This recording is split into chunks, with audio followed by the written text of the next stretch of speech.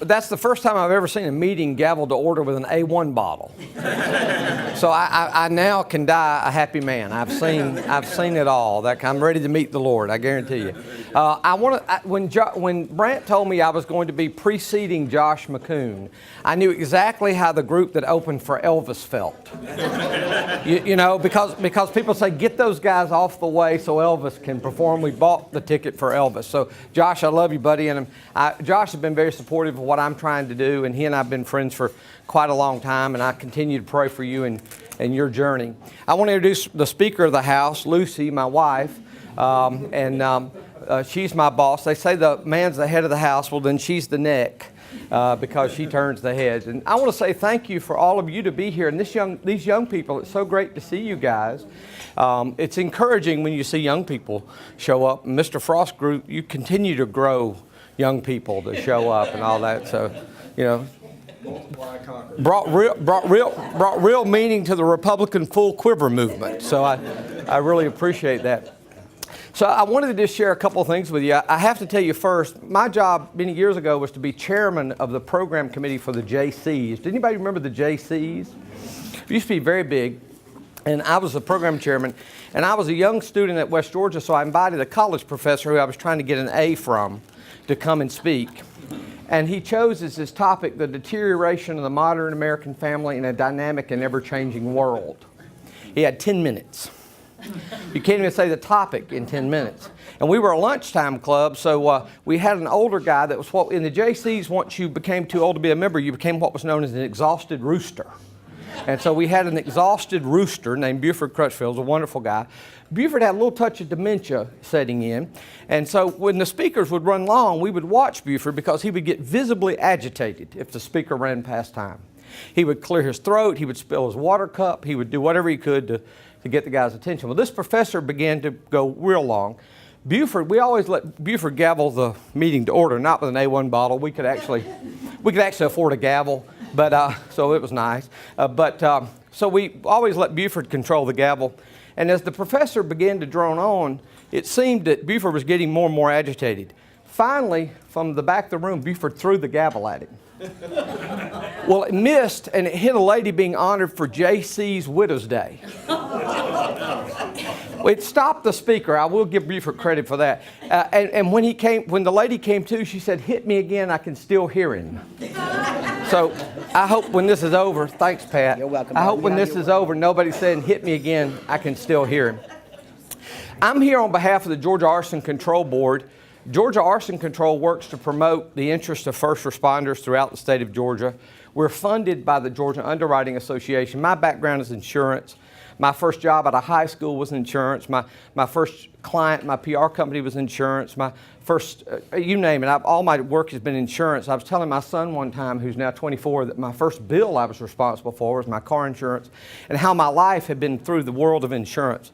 And he said to me, he looks at me real serious, and I think, man, this is like Andy and Opie. He's getting it, you know. This is like one of those moments.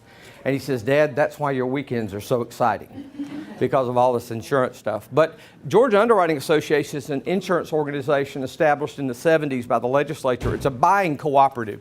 So if you ever inherit an older home, or if you ever have a young person trying to rehab a home, we're a place where you can get insurance. So we're a buying co-op. We're owned by all the other insurance companies, and we're just here to help you. When I started in the business, the only thing that mattered if you were in the insurance business was how many claims you had. Now they look at whether you're left-handed or right-handed. They look at whether or not you've had problems paying your bills, whether you've been late on a medical payment. They look at a lot of stuff that, frankly, I don't think makes any sense. I fear the day when the Alexa that somebody buys in their home is going to be used somehow to rate people's insurance, to figure out whether or not people come home on time when they say they do, or how long they're gone, or whether they run their fireplace a lot. So, but anyway, Georgia Arson Control gives rewards of up to $10,000 for information leading to the arrest and conviction of an arsonist. I have to tell you, I became a deputy sheriff 12 years ago in my adopted home county of Haralson. And our men and women in law enforcement are under assault. And I look at these people that are out there every day, frankly, in our county, almost for minimum wage, trying to make the lives better and trying to protect people. And there's a special place in heaven for folks who will run towards danger when every human instinct is to run from it. And I always say to these, and I have other vocations, but so this is more of a passion for me.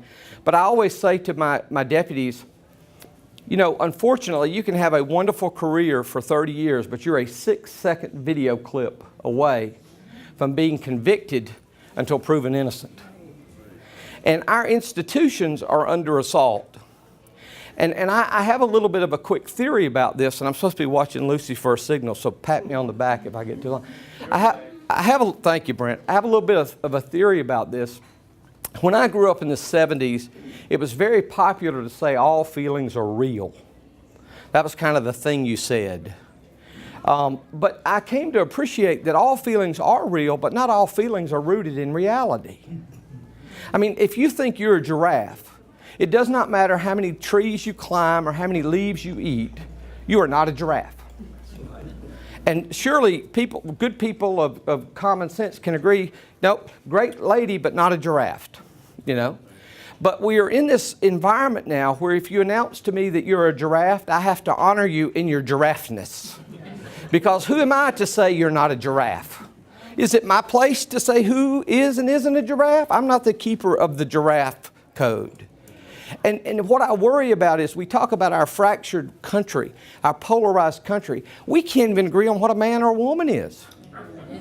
I mean, seriously, how do you find the middle ground when we can't start a conversation by saying, good to see you, ma'am, or good to see you, sir? Well, wait a minute, I'm not ready yet. Facebook has something like 150 different categories of things you can be. And I'm assuming you can change them day in and day out if you want to. I mean, you know, why not? You know, I might as well. I think people are going to have to get one of those hats with a blinking sign that says what they are today, so that you'll know, you know, how to treat people. And it really worries me because these young people especially, and I have to tell you, I have a millennial. God bless him, he's conservative, and I love that. I think he knew death was the other option. But he's a good guy. But even he, at about 8 or 9 years old, he kind of fell into that trap. We were down in the basement shooting pool, and he threw the cue stick up on the table kind of haphazardly, and he moved the cue ball. And I said, "That's your shot." And he said, "That's not my shot. That's not my shot." Well, he's beating me, so that's kind of made me mad. And I said, "No, son, that's your shot." I said, "Those are the rules. There are rules in life, and that's your shot." And he said, "You hurt my feelings." I said, "When you get a mortgage book, you can have feelings. Until then, me and mama will do all the heavy feeling for the family. You'll be the first to know you're offended. You won't even have to wonder if you've been offended. We'll let you know you are now offended," you know, that kind of thing. But what happens is our men and women of law enforcement, our first responders, they encounter people along the street. They encounter young people that don't respect the life of a store clerk. They don't respect the life of that officer because they don't respect their own life. And so if you can't respect your own life, then how do you respect the life of a person you've just met for the first time? And I know we're not supposed to be talking about this, but I'm here to tell you it is linked to the problem of abortion in this country.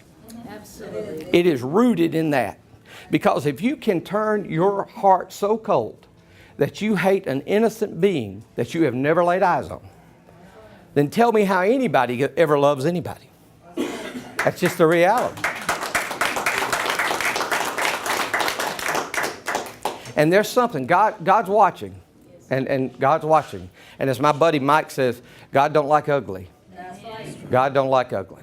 So the men and women of law enforcement that are out there every day trying to help solve our problem really are standing between us and I think a lot of disorder. And if you think that the war on our institutions is not a significant problem, and I know I'm speaking to the choir here, but I want you to go home and tell your neighbors. When you hear people talk about how government doesn't work, how the church is corrupt, how all this is bad, here's the logical conclusion of that. Then there'll be no order. Without institutions, there is no order. The only thing that keeps my deputies safe in Haralson County is the fact that there are still people who respect what they say. There are not enough of them to make people in Haralson County do what they say. It's an inherent respect. And if you can't even agree on what a man or a woman is, then how can you agree on what the speed limit is? Or whether you have a right to go the speed limit? So what I've been doing around the state is I've been basically trying to promote the cause of our first responders. We talk about them as heroes. I get so tired of the negative news. And so once a month, we put out a newsletter called Heroes. And when we close, I'll pass around some of these for you. If you'll give me your name and your email address, it's 5 positive stories once a month about men and women of law enforcement and our military. I'm going to tell you something. I grieve. I hired a young Marine who came back from Afghanistan and Iraq, one of the sharpest young men I've ever met. We have gotten to this point in this country where high technology has allowed us to contract out our wars. There are so few people fighting battles nowadays that it's almost forgotten. And we can't forget the men and women that are standing in harm's way between us and what we value as people. And I'll say this to you. I want to send you this newsletter, and I want to ask you for your continued prayers. We do have the I Support Law Enforcement bumper stickers, but they need your prayers. They covet your prayers. Trust me when I tell you. They want to go home to their family at the end of the day, just like we all want to go home to ours. They don't want to make anything worse. And I talk to my deputies all the time about how tough it is. Imagine in a world where nobody is accountable for anything, to be the guy who has to walk up, tap on the windshield, roll down the window and say, okay, you messed up. And here's the proof of it. Here's your ticket. Nobody wants to hear that. We lost a case in Haralson County where we saw a man breaking into a house. The deputy saw him toting out a television. The jury failed to convict because we didn't fingerprint the TV. Well, the TV was modeled, and it's very difficult to get prints off of a modeled console. The deputy saw him tote the TV out, but that wasn't good enough because we hadn't fingerprinted the TV, right? And so I fear we're approaching, and I say this to folks all the time, if you don't think a lack of accountability will change a nation, stop and consider this. And it's a little bit humorous, but it's sort of profoundly true. What would have happened if when our relatives had gotten to, when the Americans that settled the West had gotten to St. Louis and the wagon axle broke? What would have happened if instead of fixing the axle and moving west, they put ads in the newspaper, tried to organize other people with broken wagon axles into a class action lawsuit so they could sue people that manufactured wagon axles? That's right. America would have stopped at St. Louis. That's right. What happened to the country that said, I'm responsible for my outcomes? I'm given the opportunity. I'm given the God-given gifts. It's my job to maximize them.